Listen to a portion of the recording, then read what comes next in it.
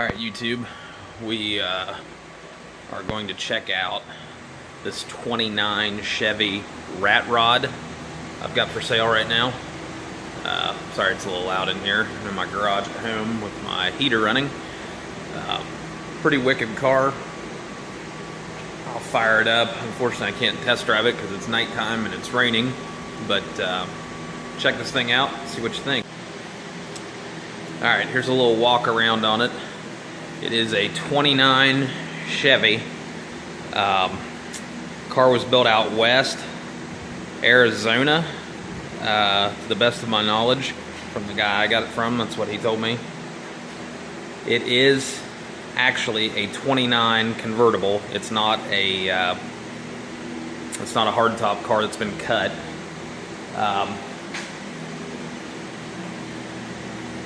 It's a pretty neat piece.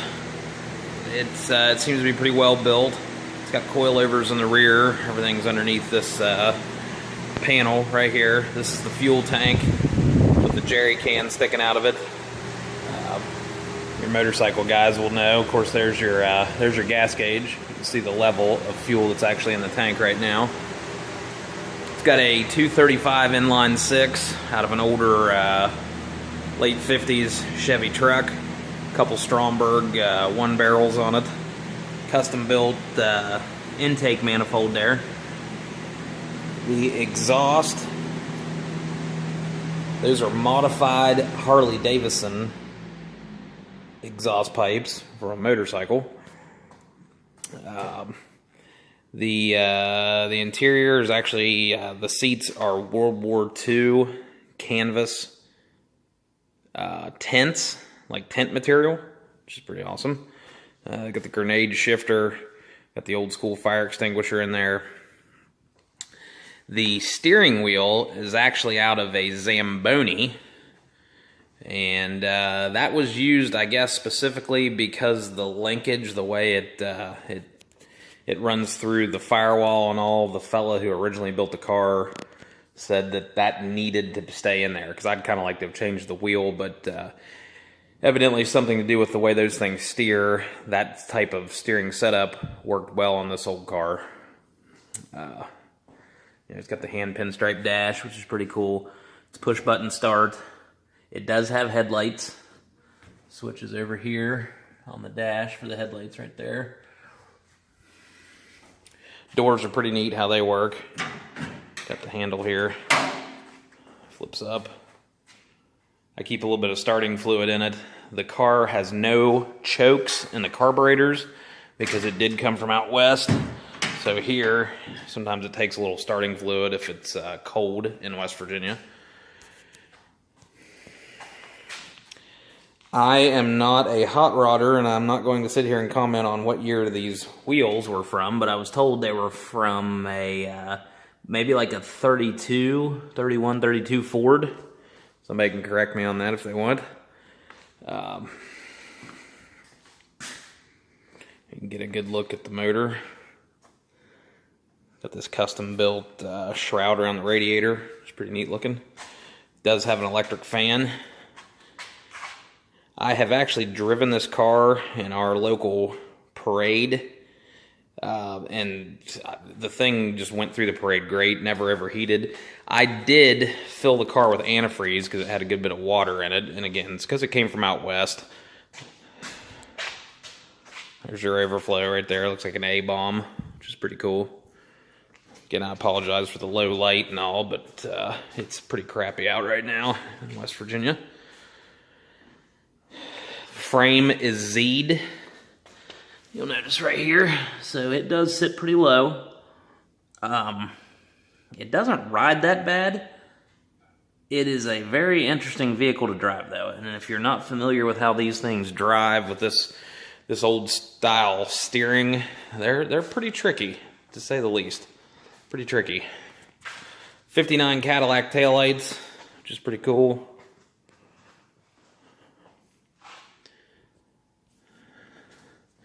These sirens are pretty neat. You can actually press the button in the interior, and it has that's what your horn is. Sounds like a dive bomb type siren thing.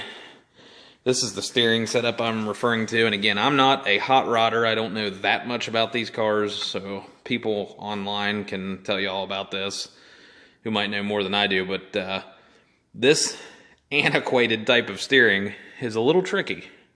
It's a little tricky. You've got to pay pretty close attention driving this car. The fella that I got the car from, did some dealing with, he told me, he said it's kind of like the death wobble that Jeeps get because there's really no steering stabilizer of any kind.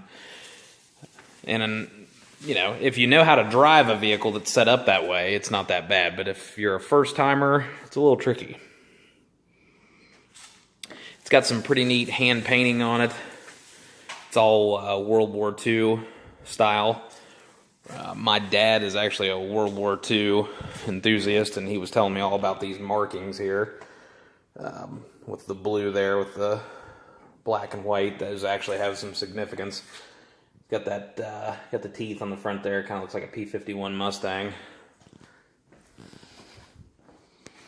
I'm going to open this back hatch so you can see the coilovers, and I'm also going to start it here in just 1 second.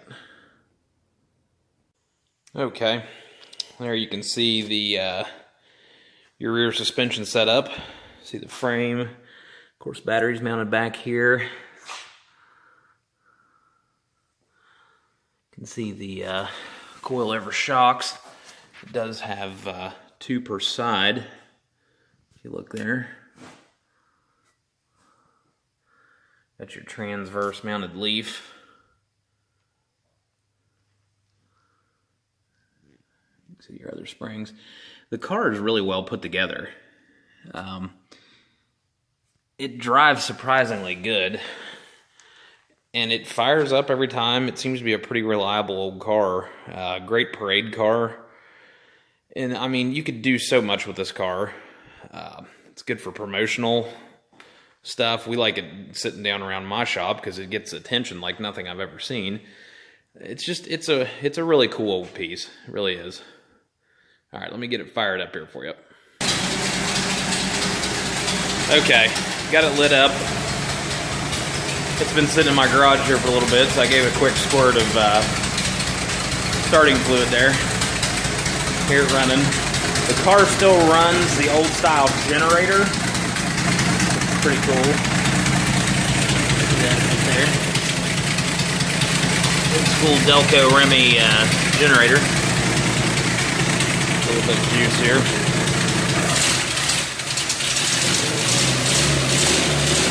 The old generator kicking.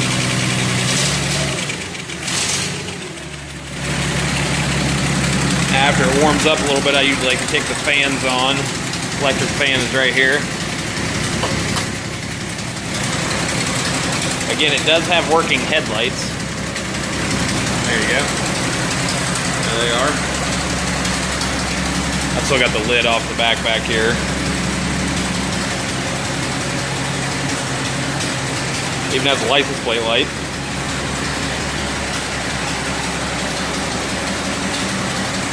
Really pretty cool car. The engine sounds really good. No knocking, pinging. I mean, it's quiet. And it's fresh looking. I mean, everything looks new on it. I've got the car priced at $16,900 right now for the winter. I do take trades. So if this is something you're interested in, shoot me a call or a text at 304-834-8273, or check us out on our website at www.gtpreowned.com. Thanks.